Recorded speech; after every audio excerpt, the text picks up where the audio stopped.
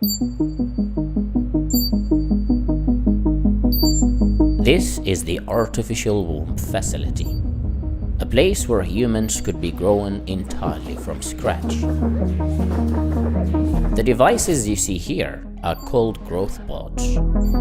Each growth pod is designed to replicate the same conditions that exist inside the mother's uterus. Growth pods are designed to host human fetuses until they are fully developed. These artificial wombs are designed to help premature babies to continue developing after their birth. But emerging scientific research is making it possible to use them to create designer humans entirely from scratch.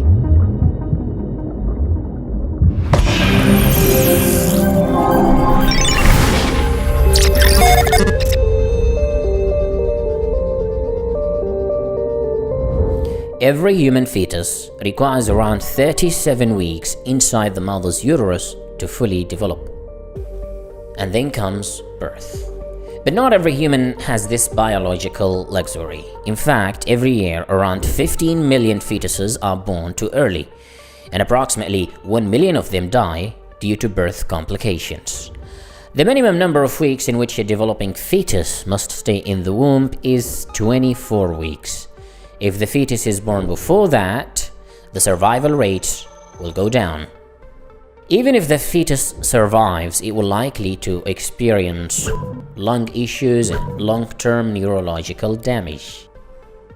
Although baby incubators exist and they increase the chances of survival, they have their own limitation. If the fetus is born before 22 weeks, incubators are not likely to work. The artificial womb is an advanced version of baby incubators, and it promises to make the problem of premature births obsolete. But how does it work? In terms of design, the artificial womb consists of the growth chamber, which hosts the fetus.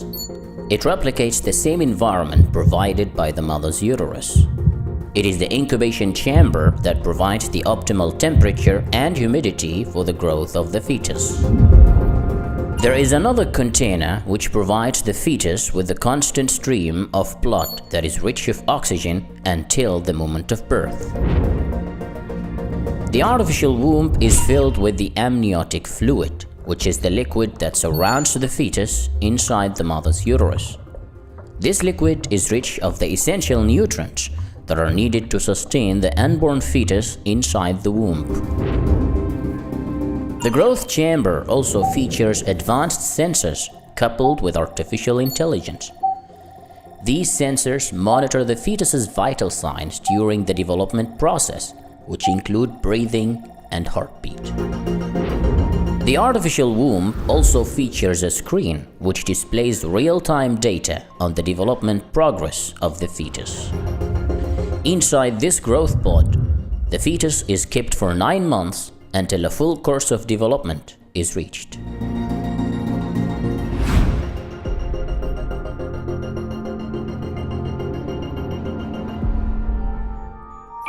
The concept of growing babies inside an artificial environment is called ectogenesis. Ecto means outside and genesis means formation. And it isn't really new. The history of the artificial womb dates back to the early 1950s. The first design of the artificial womb was patented by Emanuel Greenberg back in 1955. He developed the concept with the hope of helping premature babies to continue developing after their birth.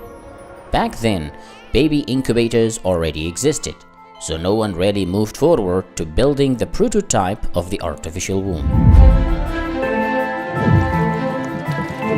In the 1990s, researchers at Tokyo University's medical department tested the artificial womb to see if it actually works. They removed a goat fetus from its mother by C-section. Then they placed it in a rubber womb filled with artificial amniotic fluid, and the little guy was delivered 17 days later. In 2002, scientists built mini artificial wombs using cells extracted from the uterus itself. These lab-made wombs allowed embryos to attach themselves to their walls, just like the natural process. Even though the embryos began to grow and develop, they were terminated 5 days later due to ethical concerns.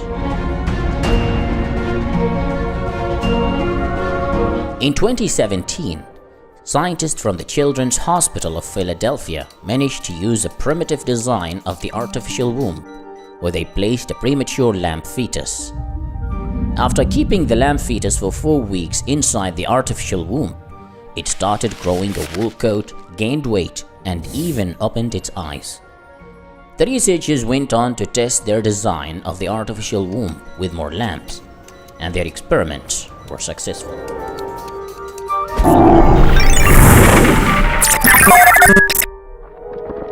As of today, the real artificial womb is no more than just a plastic bag filled with amniotic fluid. It doesn't look like much, but it serves its purpose, allowing premature fetuses to continue developing outside the mother's uterus.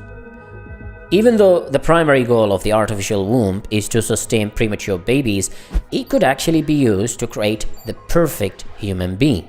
By engineering a human being from scratch, we can redesign ourselves to be more resistant to diseases and to achieve more intelligence and better looks. And babies who are born in such a way are called designer babies or designer humans, because they have been customized and designed by another human being before their birth. To create the perfect designer baby from scratch, you don't need something sophisticated actually. All you need is just a skin cell.